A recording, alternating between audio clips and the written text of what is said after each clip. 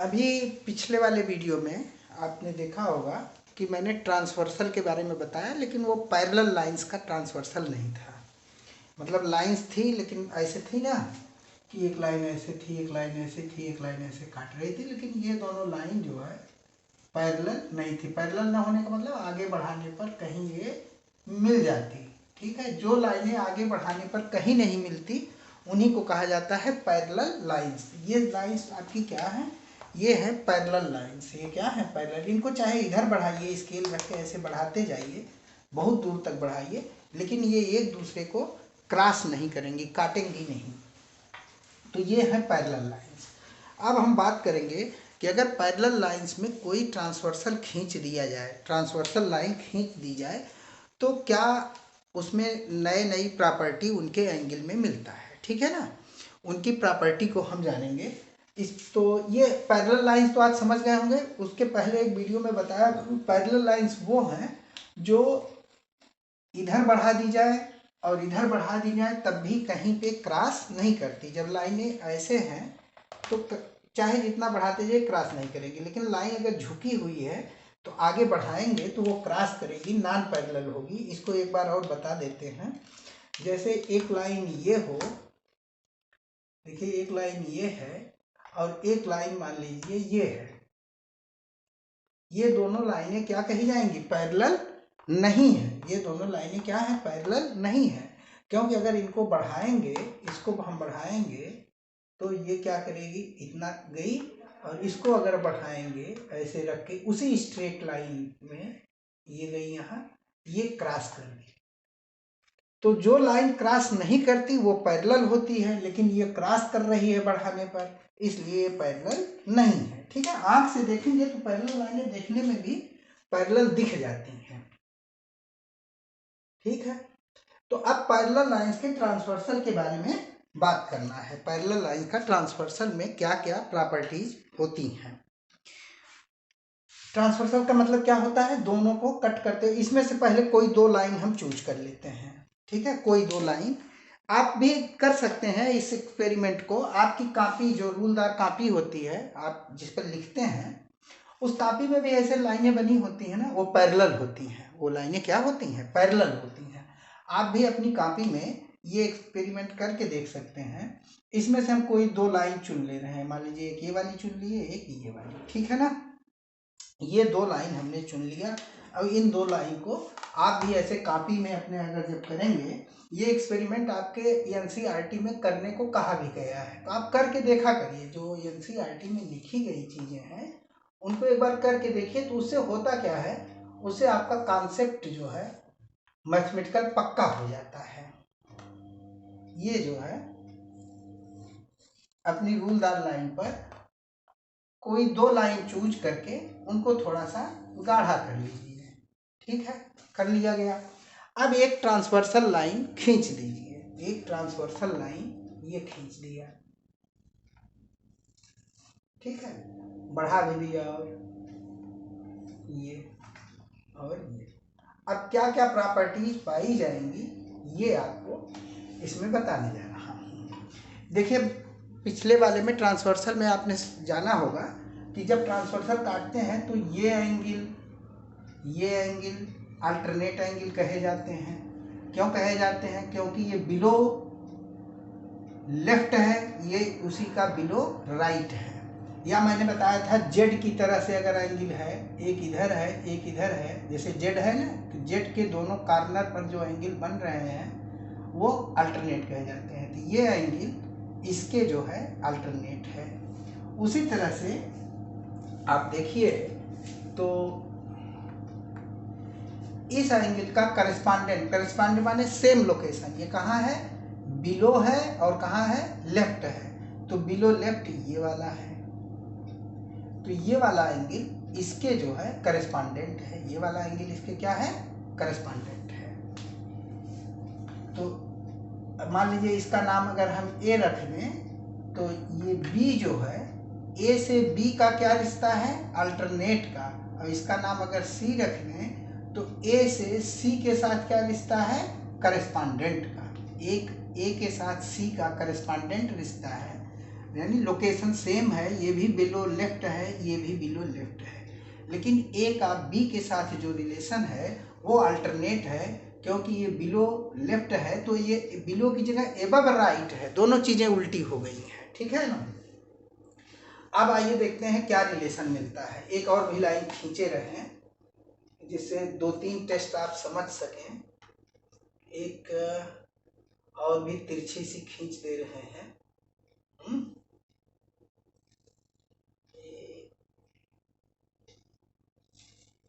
ये ठीक है, और इसको बढ़ा देते हैं।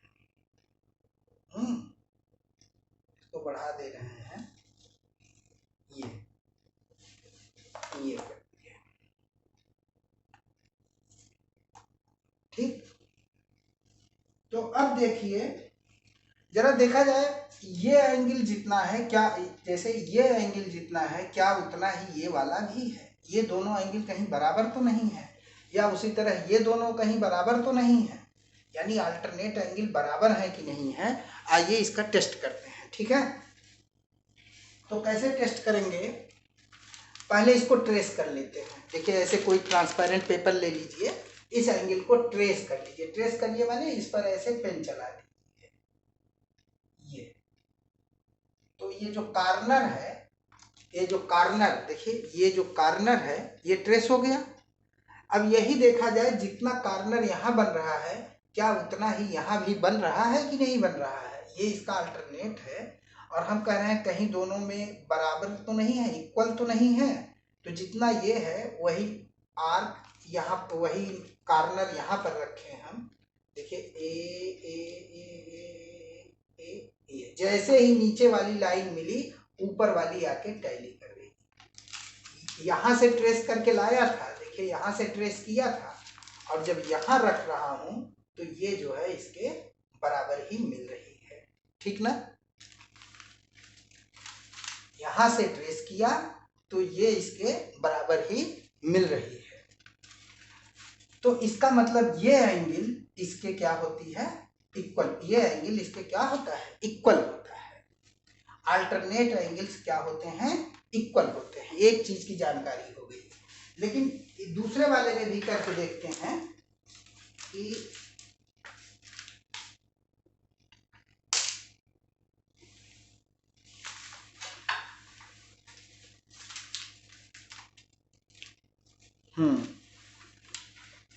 दूसरा वाला देखते हैं, इसमें भी जरा करके देखें। ये एंगल मैं ट्रेस कर ले रहा हूं, ठीक है, और इस एंगल का यहाँ से था ना, इस लाइन का, अब इसके साथ रख के मिलाइए तो देखिए ये एंगल एकदम टैली कर रहा है, ठीक है। ट्रेस पेपर पे ऐसे ट्रेस करिएगा या कोई ट्रांसपेरेंट पेपर, तो ये टैली कर रहा है। तो इससे ये पता लगा, और अच्छा इतना ही ये भी होगा। ये देखिए, यहाँ वाले से यहाँ का है, ठीक, देख रहे हैं ना, ये दिखाई दे रहा होगा, और ये वाला भी ये दिख रहा है।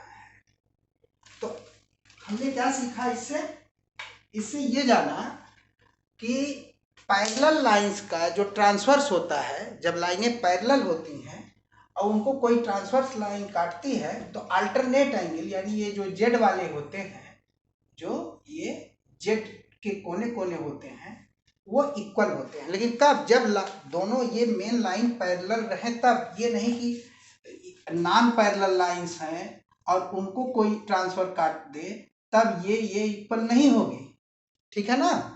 तब ये वाला अल्टरनेट तो इसका बोला जाएगा, इसके साथ इसका रिलेशन अल्टरनेट तो है, लेकिन इक्वल नहीं होगा। इक्वल कब होगा, जब ये दोनों लाइनें पैरेलल होंगी। ये पैरेलल केस में अल्टरनेट एंगल्स इक्वल होते हैं। जब लाइनें पैरेलल होती हैं तब अल्टरनेट एंगल्स इक्वल होते हैं। अब इसको हटा दे रहे हैं,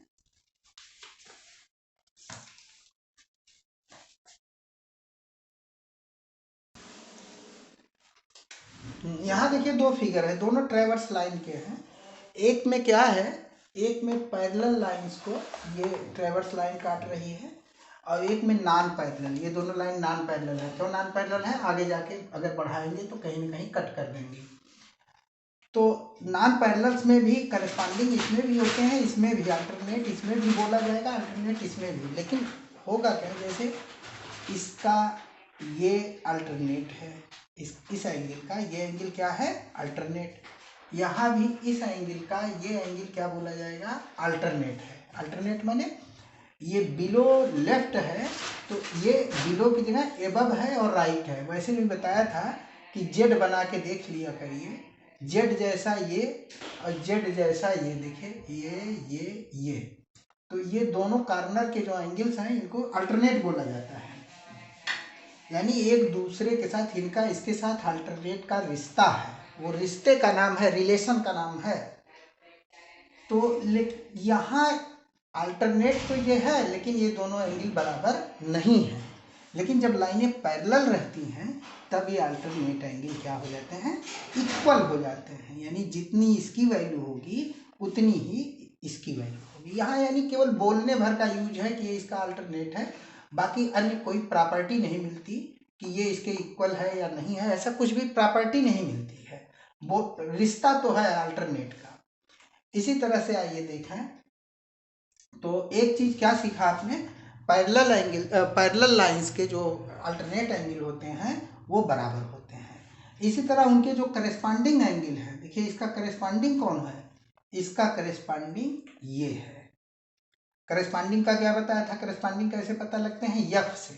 देखिए यफ जैसा उल्टा यफ ही लिख दीजिए या सीधा भी, इधर का करस्पॉन्डिंग हो सीधा वाले में होगा, उल्टा यफ लिखे तो दोनों कॉर्नर, ये देखिए ये दोनों कॉर्नर यफ जैसा लग रहा है ना, ये वाली लाइन यहाँ पर है, ये वाली लाइन यहाँ पर है, ये वाली लाइन यहाँ पर है, यफ जैसा है। ये दोनों कॉर्नर क्या कहे जाएंगे, एक दूसरे के करस्पॉन्डेंट, और ये भी एंगल बराबर ही होते हैं। तो इसमें नहीं होंगे, ये देखिए इसमें इसका करस्पॉन्डिंग ये है लेकिन ये दोनों एंगल वैल्यू में बराबर नहीं होंगे। देखिए ज़्यादा चौड़ा मुंह है, ये कम सिकुड़ा हुआ है, थोड़ा बराबर नहीं होंगे। नॉन पैरेलल है तब बराबर नहीं होंगे, पैरेलल होगा तभी जाके ये प्रॉपर्टी यानी जो बताई जा रही है ये प्रॉपर्टी पैरेलल लाइंस के ही केस में लागू होगी, नॉन पैरेलल में नहीं। तो क्या आपने सीखा, अल्टरनेट एंगल्स आर इक्वल, क्या सीखा, अल्टरनेट एंगल जो होते हैं वो बराबर होते हैं, अल्टरनेट एंगल्स और आपका करस्पॉन्डिंग एंगल्स, करस्पॉन्डिंग एंगल्स ये बराबर कब होते हैं, when lines are parallel, when lines are parallel. जब लाइंस पैरेलल होंगी तभी ये इक्वल होंगे, ठीक है ना। ये लाइंस जब पैरेलल होंगी तो अल्टरनेट एंगल हो, ये यानी इसका अल्टरनेट, देखिए इसका अल्टरनेट यहाँ ये वाला जितना होगा, अगर मान लीजिए ये 50 है तो ये भी 50 ही होगा, और ये 50 ये भी होगा, ठीक है ना। ये इक्वल का मतलब जितनी वैल्यू 50 डिग्री है तो ये भी 50 डिग्री होगा, ये भी 50 डिग्री होगा। ये हो गई पैरेलल लाइन की प्रॉपर्टीज। अब आगे हम इस पर कुछ क्वेश्चन और कुछ कॉन्सेप्चुअल जो चीज़ें हैं अगले वीडियो में वो देंगे। प्रॉपर्टी तो आप समझ गए कि पैरेलल लाइंस में अल्टरनेट एंगल्स और करस्पॉन्डिंग एंगल्स इक्वल होते हैं। इसका करस्पॉन्डिंग एंगल्स जो है वो एफ जैसे शेप में रहता है, ऐसे या ऐसे, तो ये वाला इसका करस्पॉन्डिंग कहा जाता है, ये वाला इसका करस्पॉन्डिंग कहा जाता है। ये करस्पॉन्डिंग एफ जैसे केस में होता है। अल्टरनेट में जेड जैसा बनता है, अल्टरनेट में कैसा बनता है, जेड जैसा, उल्टा जेड या सीधा जेड ऐसे कुछ बनेगा। चौड़ा भी हो सकता है, ऐसे भी हो सकता है कि ऐसे ऐसे रहे, ऐसे ऐसे ऐसे रहे, जेड जैसा। देखिए ये भी तो है ना, ये एक इधर रहेगा तो एक का पलटा उधर रहेगा, पलट के रहेगा, तो ये सब अल्टरनेट बोले जाएंगे। जेड शेप जब रहेगा तो वो अल्टरनेट, देखिए जेड शेप जो है वो अल्टरनेट एंगल को बताएगा।